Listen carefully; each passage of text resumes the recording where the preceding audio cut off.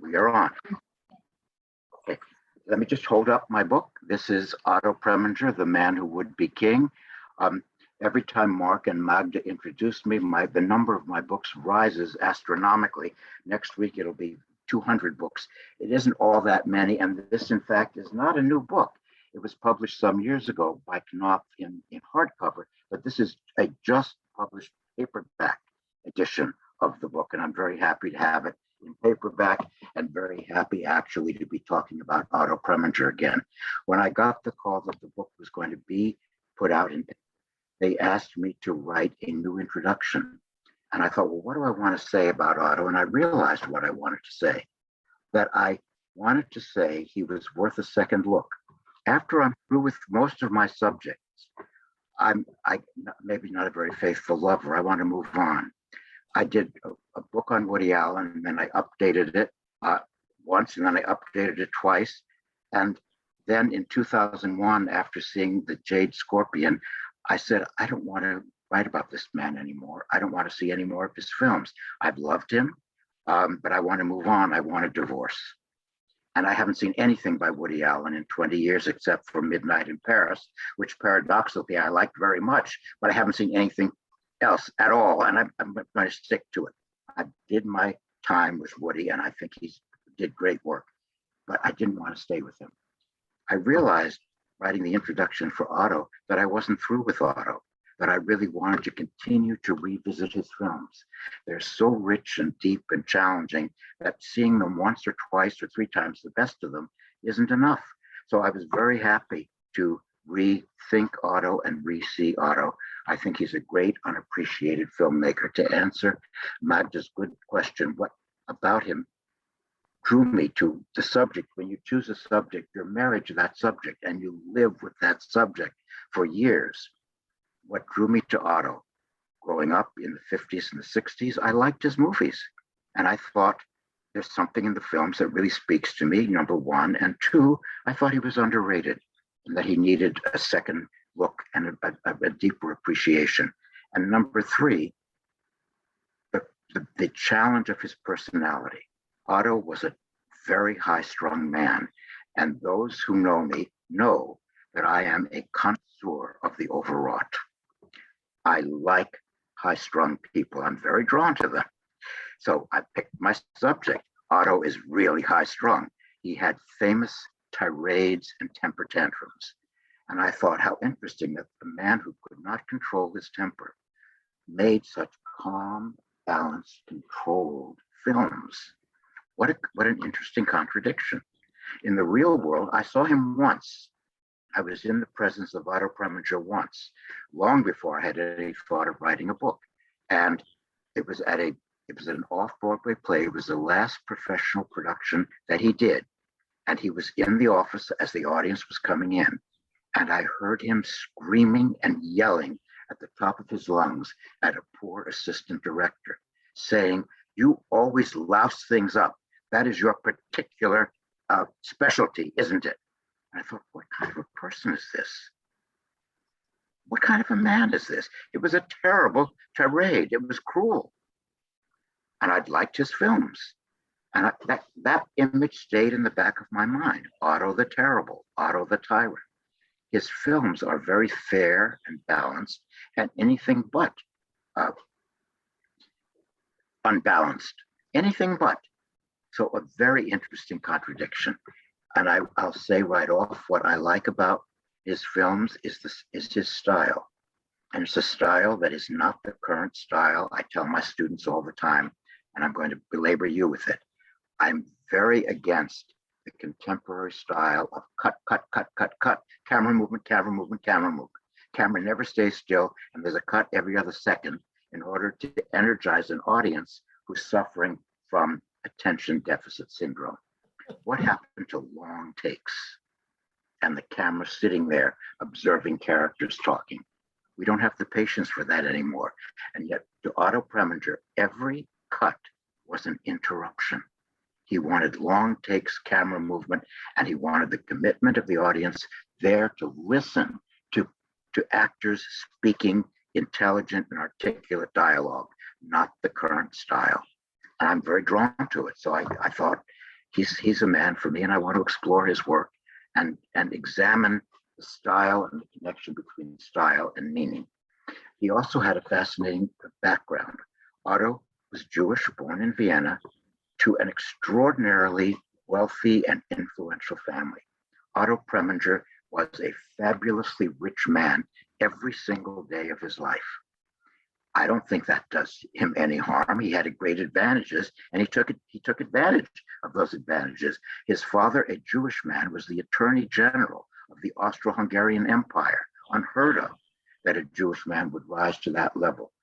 Otto became a lawyer following his father, though he wanted to be an actor. But he realized early on that his range as an actor was limited, and he later said very revealingly, "How many Nazis can you play?" So he was not going to make it as an actor. He became a director in Vienna. In those days, Hollywood studios went to Europe scouting for talent in European capitals.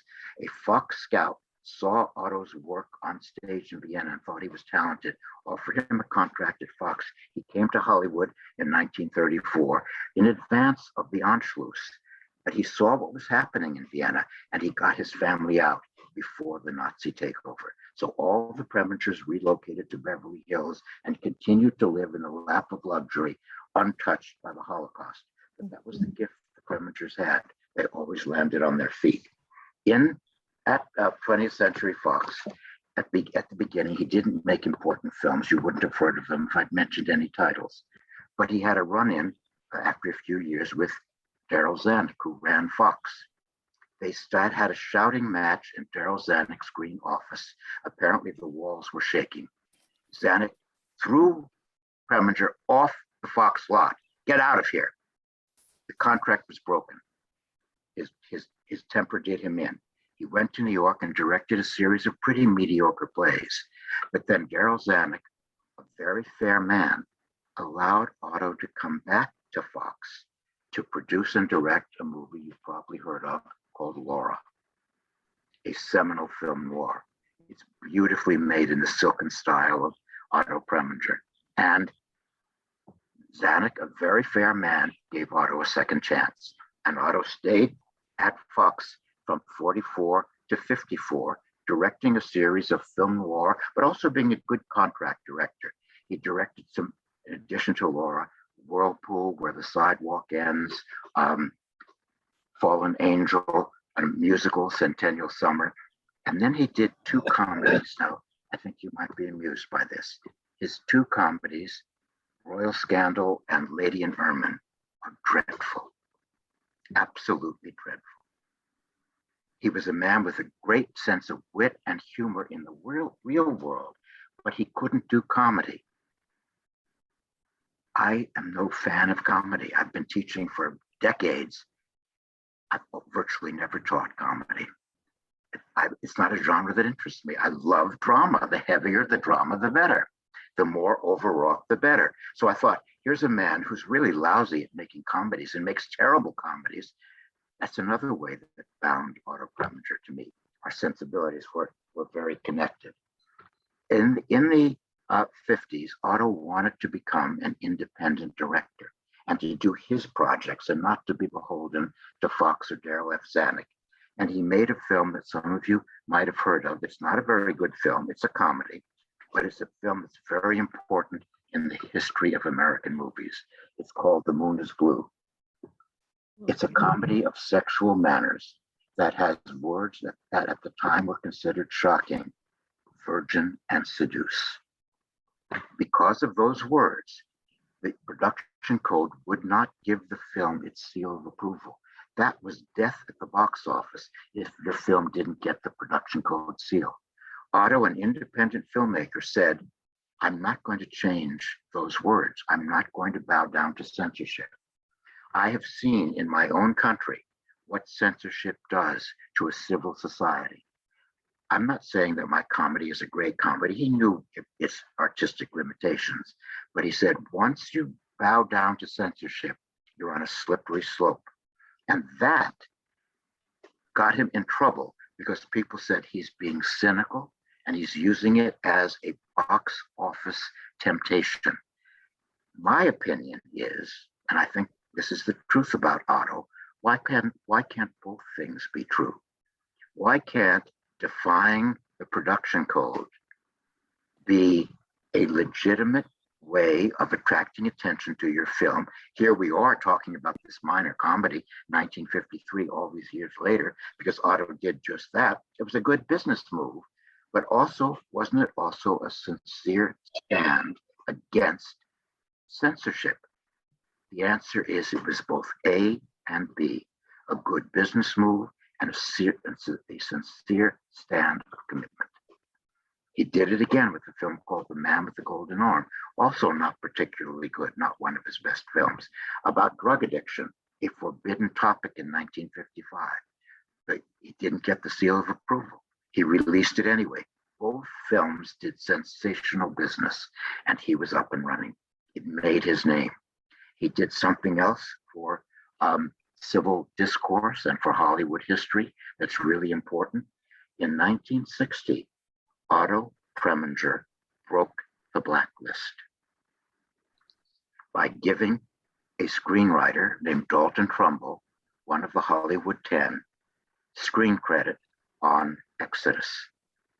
In January 1960, Otto said, "This film has been written by Dalton Trumbo, who could not work as a blacklisted man in Hollywood in the 50s. And if he worked only with the front." This was the first time he was allowed to put his own name on a movie. Kirk Douglas said that he broke the blacklist. He did not. Otto Preminger broke the blacklist in January 1960.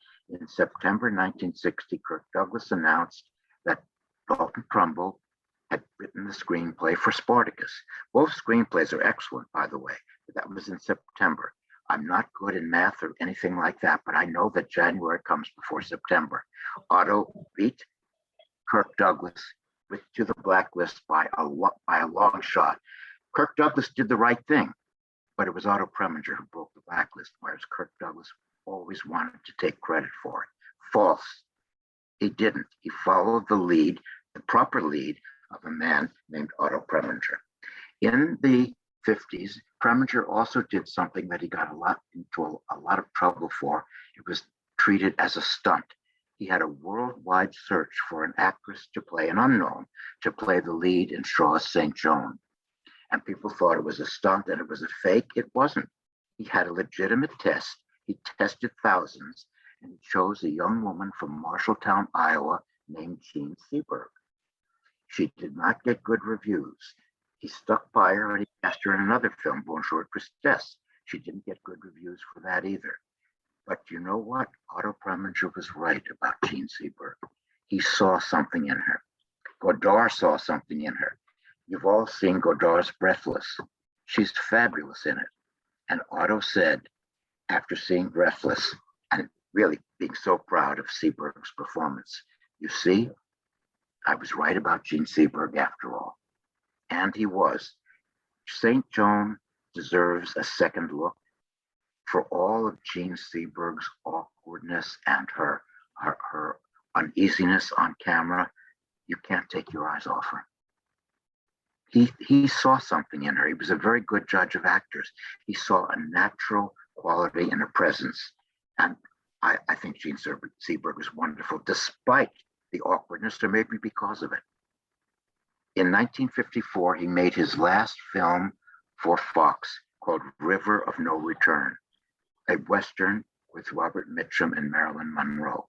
You can imagine that Otto Preminger, with his titanic temper, and Marilyn Monroe, who couldn't remember her lines, who was always late, and who was a deeply disturbed and neurotic woman, and who brought her acting coach onto the set with her. You can imagine they were not destined to be good friends. And they were not. There were screaming matches, Monroe in tears. She's not very good in the film, but the film is important in film history because it represents a magnificent use of cinemascope.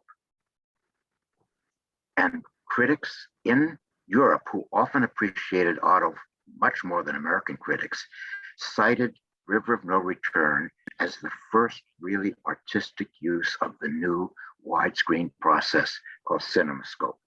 And they cite an example, which I talk about in the book, and it's a very good example. This one long shot, Monroe gets off a raft, and her suitcase behind her goes down the water.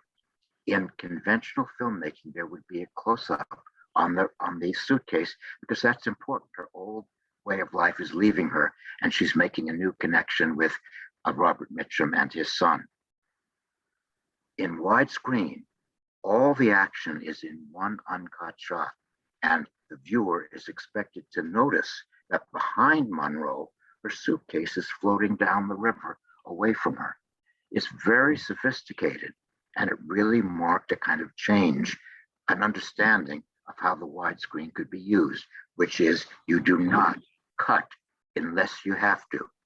Directors working in widescreen today, you go to see an IMAX film, and all you see is a series of close-up shots. That's the wrong way to use the widescreen process. You use close-ups very sparingly in widescreen, and Preminger understood that. Preminger was also way ahead of the times in his treatment of Black actors and Black characters and Black stories. He was a lifelong member of the NAACP, and Ossie Davis was one of the many people I spoke to for this book. I'll talk about my interview subjects in a minute. Said to me, Otto would get more upset about mistreatment of Black people than I would. He would really get upset, and he said he was so good-hearted, and he would not know racism if he tripped over it. He wouldn't understand it.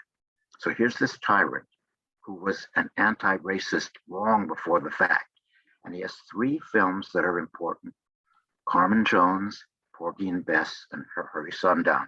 I'm sure you've heard of Carmen Jones, an all-Black cast. In it, he directed Dorothy Dandridge, the first actress of color to be nominated for a Best Actress award, and a terrific film of a modern jazz version of Bizet's opera. And then Porgy and Bess, which is one of my favorites, but which I'm sorry to tell you, you will never have a chance to see. The film will never be seen again. For a number of complicated reasons, legal and artistic, I have managed to get the film shown in a few venues in the 21st century. And those have been the only times that the film has been shown. And I've actually been in legal jeopardy by showing the films. It's a long saga. I'm glad I'm here now and not in jail. Goldwyn accused me of representing them. I did not. At any rate, the last time it was seen was at Lincoln Center at the Walter Reed Theater in September of 2019. I don't think it will ever be seen again. There are almost no prints. The only prints are in the private hands. And we showed a print from the Finnish archive with subtitles in 2 different languages. It doesn't exist. It will not be seen again. I think it's a great film. A number of people don't agree with me, fine, but I think people should have a right to see it. And in effect, this film has been censored. And Otto Preminger, the great foe of censorship, would think that was a terribly ironic turn of fortune. Beautifully shot film. I'm very happy to say Porgy and Bess was shot in Todd AO. I saw it at the beautiful Carthay Circle in Los Angeles on a huge sweeping screen. There's not a single close-up in the film, not one. And the camera moves only when it needs to. Beautifully done. In the late 50s and 60s, Preminger's high period, he made films that of their kind are the best we've ever had. Probably most of you know Anatomy of a Murder, which is the best film about the American system of trial by jury. We've seen recently how effectively our trial by jury system works. Juries are pretty good, and most of the time they come to the right conclusions. Otto Preminger presented a story in which the jury may not have come to the right conclusion. He took the film to Russia, Anatomy of a Murder, and showed it in Russia. And an audience member came up to him after the film and said, "Mr. Preminger, the man in the film is clearly guilty. Why was there any need for a trial? Why not just hang him?" And Mr. Preminger said, "Sir, that is not how we do things in America. In America, we believe you are innocent until proven guilty, and you deserve to have a trial by jury." That film, if you haven't seen it, is the most sophisticated treatment of the American legal system by a lawyer. Otto was a lawyer, and he loved our system of trial by jury. He loved America. He was a great patriot. And that love of America is reflected in his next great film, which I think is his masterpiece, absolutely required viewing, Advise and Consent, which is the best film on the American political system, bar none. It's also a notorious film because it's the first film in which there's a scene set in the gay bar. Again, Otto being ahead of the time and being fearless, really, about going into uncharted territory. It's a beautiful film about the two-party system working together. Sounds just like today, doesn't it? In which articulate, well-spoken senators, just like today, very courteous, work together to be sure that the system is perpetuated. The film ends with a long shot of the Senate, and all the senators leave. They leave to their awaiting destinies, but the majestic room of the Senate remains in place. The system continues. Magnificent film. Exodus is, I think, an extraordinary film about the founding of the State of Israel. What you may not know is the moguls in Hollywood, the Jewish moguls who ran the industry, never wanted to call any attention to their Judaism. They never wanted to make any films on Jewish subject matter. They had all assimilated. They were afraid that anti-Semitism might take away from them the rights that they had established in their own country, in their second country. They were very nervous about making any Jewish subjects. They didn't want this film to be made. When in 1947, Darryl Zanuck, one of the few Christians who ran a studio, made a film called Gentleman's Agreement about anti-Semitism, all the Jewish moguls went to Zanuck and said, "Please, Darryl, do not make this film." He didn't listen to them, and the film won the Academy Award. Many of the moguls said to Otto, "Don't make Exodus. All the Arab countries in the world will boycott the film. You'll never make any money." Otto didn't listen to them. He felt he could make the film on his own terms. He did. It wasn't released in Arab countries, but it did so well in non-Arab countries that the film made a lot of money for Otto and everyone connected with it. In his later life, after the triumph of Advise and Consent, and then the beautiful thriller Bunny Lake is Missing, he made his last final films, which are problematic. A notorious film called Skidoo, with Groucho Marx playing a character as God, Carol Channing, Frankie Avalon. It goes on like that. It's a film about hippies in San Francisco. Can you imagine a European Viennese fuddy-duddy, which Otto was, making a film about hippies in San Francisco? Talk about miscasting. He tried his best. And I wanted to do what we historians love to do, which was to present a film that everybody's always hated and say, "Look, folks, I'm here to tell you, this is really a good film. And it's been completely unfairly misjudged." But I can't do that with Skidoo. It's a bad film. It was known as a bad film. It is a bad film. It's fascinating. It's grotesque. And it's worth seeing, but is it any good? No, not remotely. He made a film with Liza Minnelli, whom he liked very much, called Tell Me That You Love Me, Junie Moon, which is the one Preminger film that is completely worthless. Don't see it. It's not worth anything. He made a film called Rosebud. Really, it's about Islamic terrorists way before the fact. The screenplay was written by his son, about whom I'll say some things in a minute, Eric Lee Preminger. And I interviewed Eric for the book and said, everybody hates Rosebud, but here I do like the film. I think it really is interesting. And he said, if you like that film, you must be crazy. That was the man who wrote the film. Okay. Then a really good film, which everybody hates, called Such Good Friends, which has the best performance by Diane Cannon. Diane Cannon and Otto Preminger could not stand each other. They had shouting matches. She didn't like the costume that she was wearing, and Otto screamed at her and said, "You don't understand. I am not dressing you. I am dressing the character." At a point.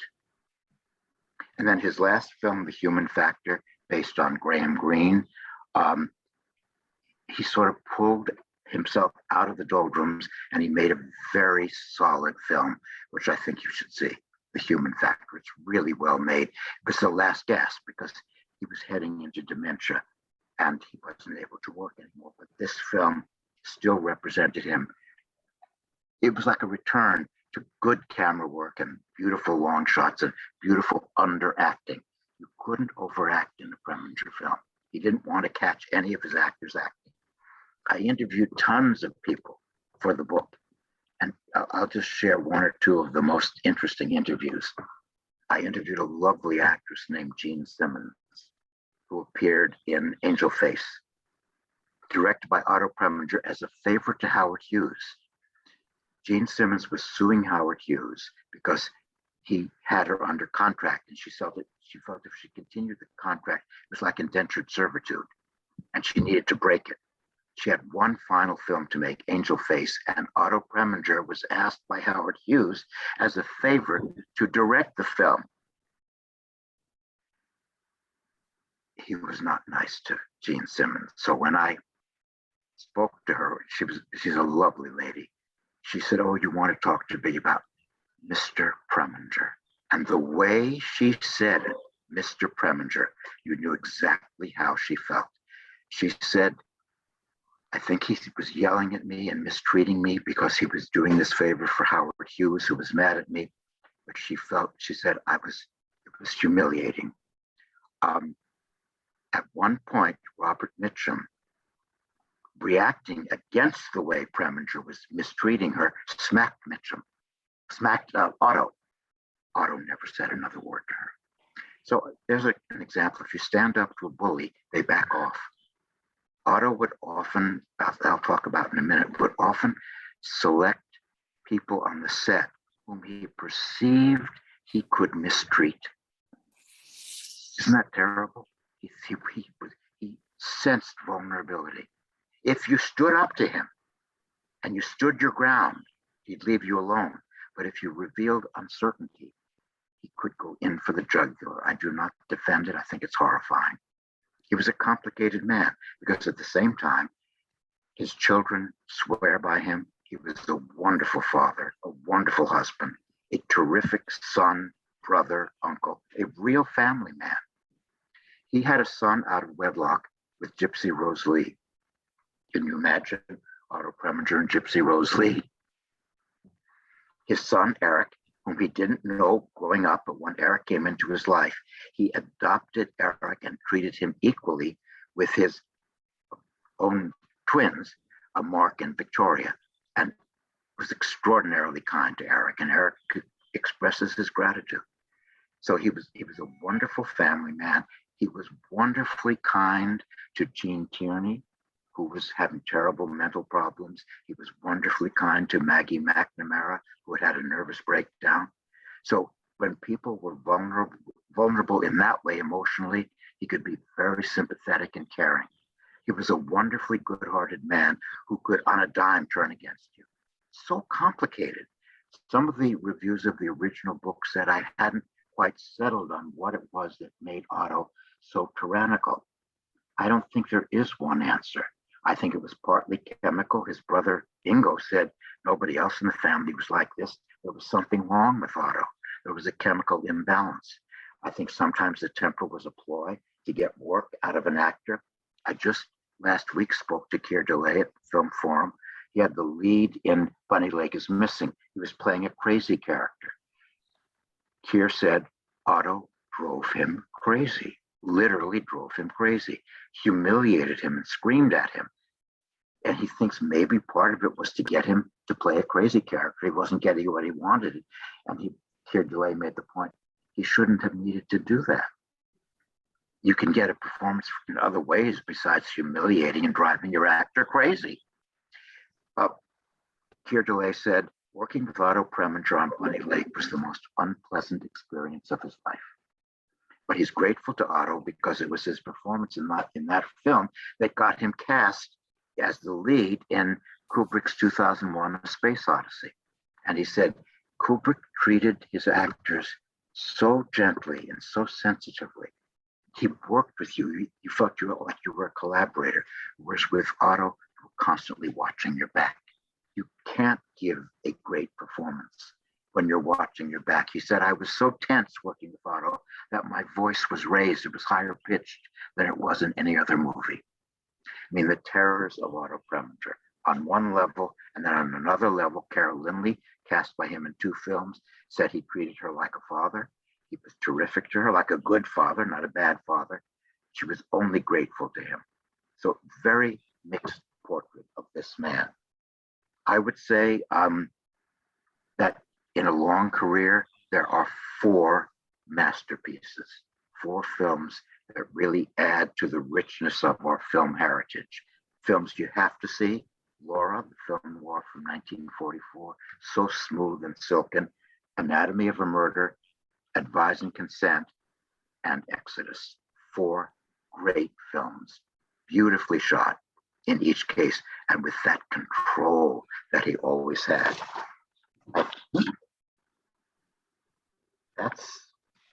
think that's pretty much what I have to say. I was hoping that David Thompson would have asked me these questions, but he couldn't, so I had to do it myself. But given that there was nobody to interview me, I really would love to have some questions from the house. Any comments or responses to anything that I've said, so that we can at least engage in something of a back and forth and a dialogue. I see here together. Irene Stockton has her hand up. Yes, Deborah's going to call on you. Just raise your hand and Deborah will call on you. Okay? Okay. Can you hear me now? Yes. Oh, okay. When I was still an actress, I went up for a movie and I met Otto Preminger. He was sitting across the desk from me. And I told him that one of my favorite movies growing up was called Where Do We Go From Here, that he was in. And it's a scene in the Hessian camp that I'm telling him about. Of course, he knows because he was there, where Fred McMurray is hiding in, well, he's in the Hessian camp secretly.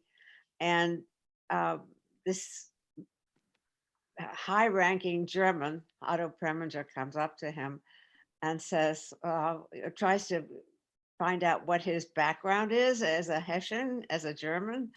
And so Otto says to him, so you're, whatever the family name was, are you related to Tante Lena or Tante Tilly? And Fred McMurray says Tante Lena, and Otto says in his German accent, there is no Tante Lena. Well, in our family, after we saw this movie, anytime something didn't exist, we used to always say there is no Tante Lena, and meaning something, doesn't exist. So he was very embarrassed. He said, he said Gregory, and I can't remember the other producer that asked him. We were all Gregory not. Ratoff. Yes. What? Gregory Ratoff. Gregory Ratoff and one other person. Gregory wanted us to be in this movie. He said I didn't want to do it, and that's and so he's apologizing for having been in the movie. And I'm telling him it's one of our favorite movies, and it was a very funny moment. Yeah. So he later felt very self-conscious about his acting. If you've seen Stalag 17, in which Billy Wilder asks him to play a very wry, droll Nazi commandant in a prisoner of war camp, right. He's really terrific. But he said, that's what I can do. And if I did more, it would be repeating myself. So I knew I couldn't have a career as an actor. I had no range. where he had an enormous range as a producer and a director. But this Hessian, he did beautifully. It was Yes. so convincing. Yes, he was terrific in that film. Absolutely, I agree with Yeah. you. Oh, you saw it? I Yeah. saw it. It's a lovely cameo. Yes, Yeah. beautiful. Foster, I have Mark Barron has a question. Yes, Mark. Well, you started talking a little bit about his acting life. He was also in the Batman series as Mr. Freeze. But is there any information about how he got along with Billy Wilder on Stalag 17? You know, Stalag 17 yes. was written by a Lamb, and Oh. Stalag 17 was written by a member of the Lambs, and it was the first live performance was at the Lambs. We have the program up hanging on our walls. Really? Really? Oh, wonderful. That's terrific. And But, the name, the playwright's name, which escapes me at the moment. Oh, I'd have to look it up. You have to look it up. Okay. But did he get along with Billy? I mean, there were two directors, Absolutely. styles. Terrific. When Billy Wilder asked him to do it, he went in, he did the part, and he did not act like a director. He acted like an actor. He was appropriate. They were crazy about each other. That's the thing about Otto Preminger. You can't predict. You think you cast him and he's going to act up. He didn't act up at all. He was beautifully behaved, appropriate at every moment, cooperative, on time, total professional. Not, you would never have known that this man was famous for his temper tantrums. Billy Wilder was crazy about him, said he gives a great performance. He does. Yeah. And it was a trouble-free shoot altogether. So Otto would always surprise you. That makes me nervous, though. I often thought while I was working on the book, he's good company. He's never boring. But would I really want to work for this man? Because he's one of those people who'd be nice to you, and then you would say something, and he'd turn on you immediately. And that's very unnerving. I always want to know what I'm getting. I don't want surprises, and he would be too many surprises, too many turns. I think sometimes when he had those explosions, he really couldn't control himself. His widow Hope, who was a great help to me on the book, said, Otto chose people, and if you were the one that day, it was terrible. But the next day he forgot that he had treated you that way. She said, I was sometimes it. The person who was chosen was called it. And she said, Otto was crazy about me. We loved each other. And I was sometimes it. And then the next day he was just fine. But that's hard to live with. Foster, Bettina Paley has raised her hand for a Yes, question. Bettina. Unmute, Bettina. You're muted. Okay, Foster, first of all, you did a marvelous job of interviewing yourself. You don't need another interviewer. So thank you very much. It was fascinating. Now, you had mentioned Preminger being involved with the rights for Black actors and in general for any kind of racial problems. And also how he broke the blacklist situation. Did he ever get involved in political campaigns or political parties? Was he a member? No, he didn't. And then during the blacklist period, when many European directors were under suspicion and called before the committee, or there was some cloud over their background, he remained absolutely immaculate and above the fray. His patriotism and Americanism were absolutely solid and grounded. He was very much against communism, but he felt that people deserved to have their political beliefs, and he said, I support your right to be wrong. He thought communism was a terrible system, but he said, I support your right to be wrong. He was a true liberal, a great liberal. He was not an extremist of any kind. And he never got involved in any political campaigns? He got involved in censorship struggles. He got involved in racial struggles. He got involved in ending the blacklist, but he was not a political activist in terms of the Democratic Party. Interesting. He was not. And his political background is immaculate. Okay. Foster, Mitch has raised his hand and has a question for you. Mitch, can you unmute?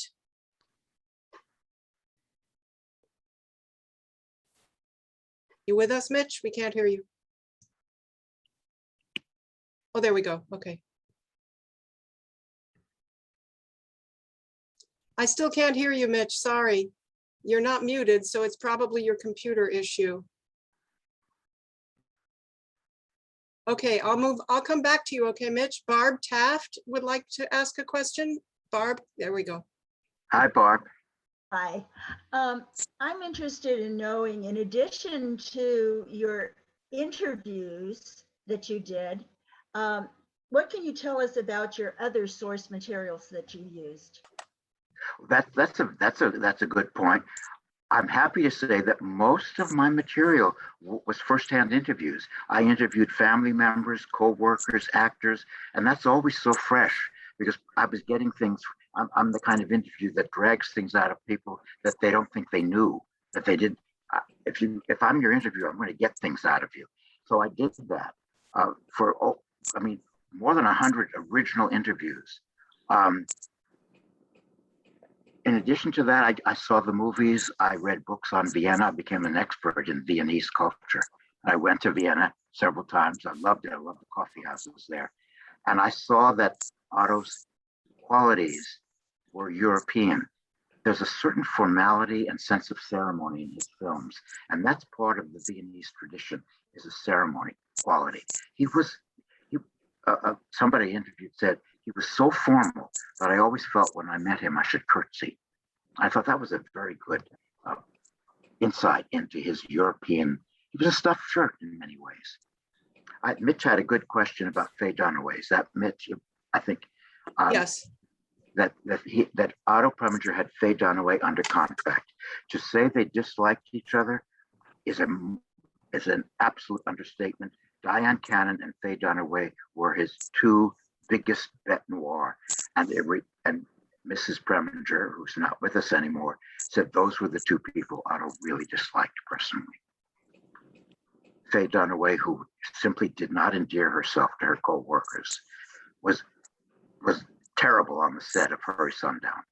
And Mrs. Preminger said she was so unpleasant that she managed to get herself disliked even by our two children. How to Win Friends and Influence People, a new book by Faye Dunaway. Elizabeth Carlson has her hand up. Hi, Foster. This is, you kind of hinted at this and maybe semi-answered it. By the way, great interview of yourself. I agree. That was really good. You're a great interviewer and interviewee, and no one could do that better than you, for sure. Oh, thank you. But Flattery. it's true. But since Otto Preminger was European originally, and he came here, but he became very much part of American culture and history, how do you think he saw himself in terms of being an American? Or did he identify strongly with American culture? Strongly. He was thrilled to be an American. He was truly patriotic. He said, we have the best system of government that has ever been devised in human history. It's not perfect, but it's the best system there is. And he said, I know when a country's government goes wrong. Look what happened tragically to my native Austria. Now, he never forgot that. Well, I would imagine he wouldn't, because he knows what would have happened if he had stayed behind. But do you think there were European or kind of international qualities that just were so ingrained in him that they lasted his whole life? Yes, there were. There is in his films a formality. The camera stays back as if not wanting to intrude, not getting too close. There's a certain ceremonial quality, a pageantry, which I'm very partial to. Though I'm American born, I must have some kind of Viennese background somewhere there. I'm very partial to that sense of ceremony and formality. To be honest, in all of his films. Foster, when you started talking, I just thought to myself, I never realized how kind of Germanic Foster was. So I could see you in Vienna eating your soccer tort and, sipping your coffee for sure.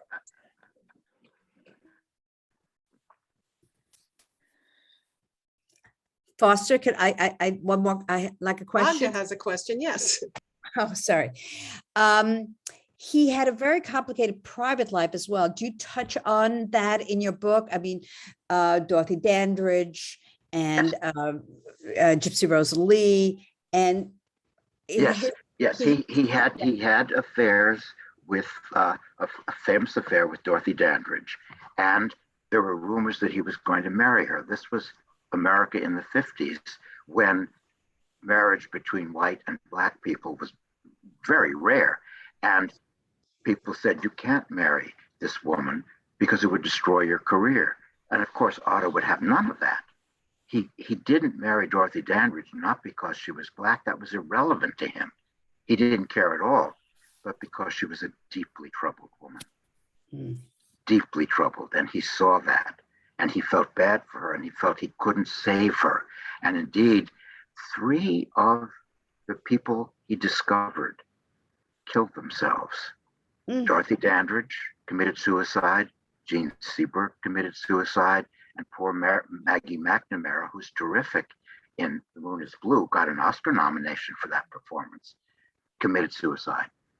There are 3 Otto discoveries. I don't know. It's probably inappropriate to speculate or to even conclude anything, but that is a fact, that these 3 discoveries were all suicides, desperately tormented women. I don't think Otto had anything to do with their torment. Was he drawn to them because he sensed that they were troubled? I don't know that we have enough information to say that. Dow Bentley has his hand up. Dow, I will unmute you. Give me a moment, please. Ask to unmute. Oh.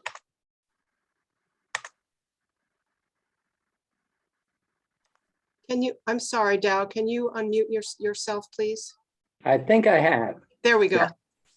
Thank you. Thank you, Foster, for a truly fascinating look at your, the career of Otto and everything you discovered. I wanted to just mention that you called to mind an interesting childhood memory that I had in my Catholic upbringing. I remember being in church as a young boy, and there was some kind of an uproar going on with the priest from the altar, and it was regarding the Legion of Decency that you're familiar with, I'm sure, and they had condemned that movie, The Moon is Blue, with no uncertain terms. So it was kind of puzzling for a young boy to wonder what this was all about. But thank you for bringing that back in my memory bank. You should see the movie. It's a sort of stillborn comedy of manners, and it has a very European Viennese flavor to it. But that film was condemned really because seduce and virgin are mentioned in it. That's 1953. We've come a long way since that time. Those 2 words created an uproar in that time period. Amazing, isn't it? Yeah. Talk about it. Amazing how much we've progressed since then. Last question regarded your mention of the first tirade of Otto that you encountered when you entered that theater. What was the production he was involved with? Was that it was an off-Broadway play, off. It was at the end of his career, and it was practically in a school situation. And I have spoken to the actor who had the leading role, and he was screaming at a stage assistant. And that stage assistant has been lost to history. I couldn't identify who it was. Nobody wanted to come forward to claim that he was one of the last people to be screamed at by Otto Preminger. He didn't want to claim for himself. It was pretty scary. Actually, there was another moment that I saw him, and I forgot to say this, and I shouldn't. In the summer of 1959, Otto had 2 films playing in Beverly Hills. Anatomy of a Murder was at the Stanley Warner of Beverly Hills Theater, and then Porgy and Bess was at the nearby Carthay Circle. And he would go from one theater to the next, and after some performances of Anatomy of a Murder, he would stand in the lobby of the Warner Beverly, and he would say to audiences, what did you think of the verdict in the film?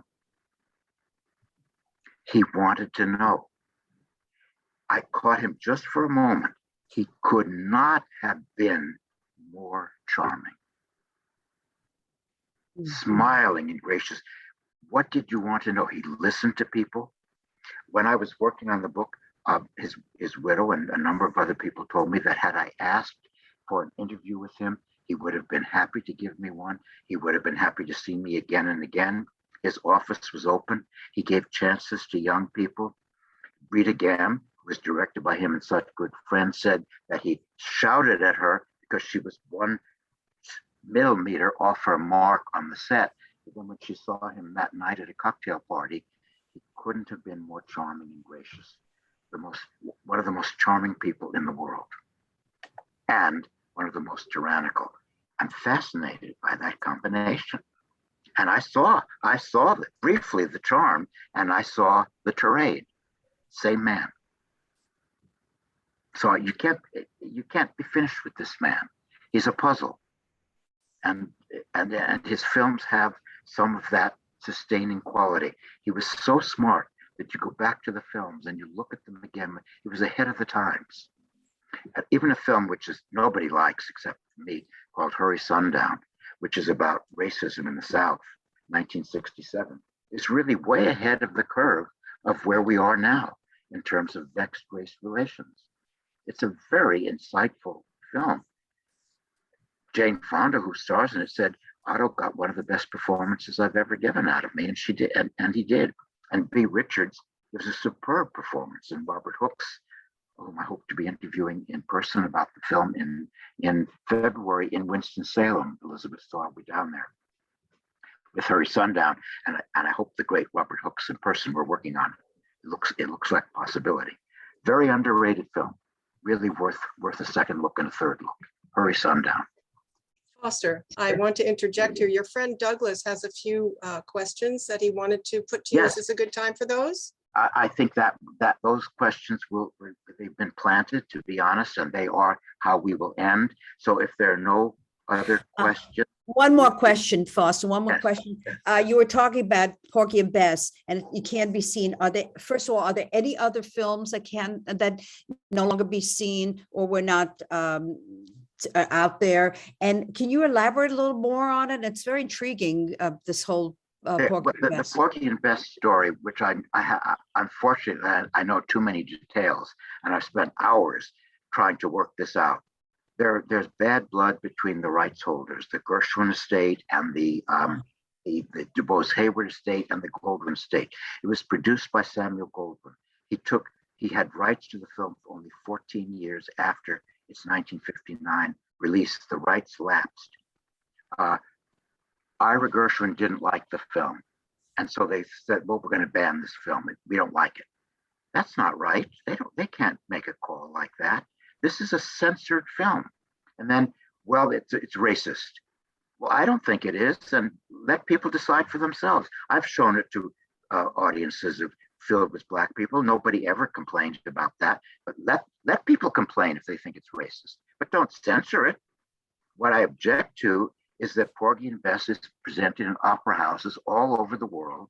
There was a dreadful Broadway production with Audra McDonald, really bad, directed by, never mind, really, really bad work. That opens and people talk about it, and Otto Preminger's great film can't be seen. It's not right. It's really unfair. I put myself on the line for this film. What do you think of Sammy Davis Jr. in that film? It's the performance of a lifetime. Everybody hated making Porgy and Bess. There was such drama on the set. The only one who wanted to be there was Sammy Davis. Sidney Poitier didn't want to play a crippled man who begs in the streets. I can understand that. Dorothy Dandridge didn't want to play a prostitute. So the Black actors didn't want to play these roles. Sammy Davis couldn't wait to be on the set, and he gives the performance of a career. Fabulous. Pearl Bailey's terrific in it. But does it matter if the film is any good or not? I think it's great. You think it's terrible. I don't think it's racist. You think it is. It should be seen. Let people decide for themselves. It's a banished film. And as we're speaking now, I believe it will never be seen again, ever. Foster, Mitch has his hand up. Mitch, do you have a question? Can you hear me now? Yes. Yes. Oh, good. Okay. I just want to thank you. And this is a great subject. I mean, I can't say any of his movies I've ever seen, good or bad or boring. Never. And there are some great ones. And I like Skidoo. And I was at the Porgy and Bess screening in 2019. So I feel very grateful. And yeah, I believe, Mitch, that is the last time that film will ever be seen. I do believe that. Can you talk a bit about his stage career? I mean, he seemed to direct quite a few plays, and I mean, The Moon Is Blue he did on Broadway. He did the film. He did the German film. His stage career is not stellar. Hmm. Not stellar at all. He had very commercial taste and sort of Viennese boulevard theater. And the only hit he had on the stage was Moon Is Blue and a mediocre comedy called Critics' Choice. He had very strange taste for stage material. The famous disaster with John Barrymore called My Dear Children, which was Barrymore going on stage drunk, and that was directed by Otto Preminger. Stage career, if that was the limit of his success, I would never have written a book about Otto Preminger. His talent was not for stage. Was for film. He had a wonderful eye as to how to shoot scenes. So Foster, now Douglas's questions perhaps? Shall I know? Are there any other hands up, or are we all finished? I think we're done. We're Elizabeth, your hand is still up. Do you still have? No, sorry, I just Okay, needed to that's put okay. my hand down. It's just, Sorry about it's just that. up there like this. Okay. Okay. So this is the last question, and it was planted, folks. So we thought it would be a good exit, and it will be interesting. And so, do you want to read the question? Sure, Deborah? sure. The first question is, what was your most rewarding subject in your interviews? Who was your most rewarding subject? Well, folks should know I've been interviewing Hollywood celebrities for about 25 years now. And there's a range of personalities, but there are two people whose personality, whose presence, whose essence surpassed other people in the sense that they almost belong to a different category of human being. They're so special and extraordinary as people. And those two would be Julie Harris, who was an extraordinary person. Mitch agrees with me. One of a kind human being, just a different level of human being. I've never met anybody so fine, a radiant person. On the other one, and the same level of humanity was Tab Hunter. Who? Tab Hunter. Oh. Absolutely fabulous person. Charm and decency and caring, almost unbelievable. But the two special interviews, because they became very, very good personal friends. So more than just professional interviews, I became personal friends with Carol Baker and Millie Perkins, Diary of Anne Frank. What's interesting is that both those actresses were introduced by George Stevens. So I feel I'm very bonded to George Stevens because he has the same taste that I have, obviously. They're great people and they've become great friends. The most surprising interview I've had, and it may be a little, I hope not tactless, but interesting for me to say this, was recently in our Lambs Club interviews when I interviewed Linda Gray from Dallas. I don't know anything about television. And when Magda asked me to do the interview, I barely knew what Dallas was. I hadn't seen 1 second of it. So I did my homework and I was very nervous about the interview because I'm not a Dallas fan or a TV fan. And Linda Gray, and Magda will agree, was an extraordinary person. Extraordinary. She was so moving. She was so honest. She was so real. I was just enamored of her. Really special. Two people I interviewed who are no longer with us, whom I really did not like. And that can happen. One of them tried to be nice. It's not as though he was uncooperative. He was intelligent and he answered my questions. I just didn't like him. And there was just no rapport between him and me, Ben Gazzara. Just didn't like him. We were not on the same wavelength. And then the person I really disliked, the worst person I've ever met, as a matter of fact, the worst human being, Miss Sylvia Sidney. Unbelievable. And she was one of my first interviews. I was much younger then. And if she behaved now as she did then, she would have heard from me and she wouldn't have gotten away with it. But because I was a young green interviewer, I didn't say anything. And so now I have to bash her because I didn't let it out at the time. And there was a moment or two when I could have said something, but she was a terrible person. And I can't watch her films. I can't see her.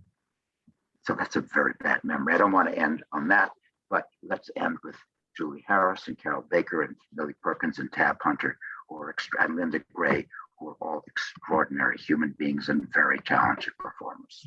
May I just say, if anybody missed any of our wonderful interviews, they could go on the Lamb's website. We have everything recorded, and we have people like George Akiris and Bobby Rydell, a huge range of people. We've been very lucky in the last 2 years, especially with pandemic, to have these interviews. And thank you, Foster, always. I mean, I am proud to know you. A great book. My book is available on Amazon at a discounted price. I'm getting it. And I think it's an interesting read. There's a lot of gossip in it. I'm very frank, and my opinions, there's lots of information. I worked hard on it. So Otto Preminger, The Man Who Would Be King, available at a discount on Amazon. And thank all my friends for showing up tonight. Frank and Sally and Bill and Sarah and Elizabeth and people from out of town, and John. I really appreciate Barbara. Great to see you. Nancy, all from my whole life is passing before me tonight. So thank you to all of you from Wisconsin. And hopefully your friends will join you in January. Is it January 11th, you said? January 11th, we're talking to Nick Davis, who's a Mankiewicz, and he's going to talk about his wonderful book, which has an intriguing title, Competing with Idiots, which is a story about the Mankiewiczes in Hollywood. He's enormously charming. He's one of my favorites, actually, and you'll see you bond with him immediately. So I hope you'll join us on January 11th for that. But I really appreciate everybody tuning in. I apologize that we didn't have an interview and I had to talk so much. Foster, it was a joy. I thank you on behalf of the Lambs, if I may be so bold. It was just a joy. Thank you so much. Thank you. Thank you all. Thank you, Foster. You're great. Thank you. Bye, Sally. Thanks. Bye-bye. Bill. Thank you. Thanks for tuning in. Okay. Thanks.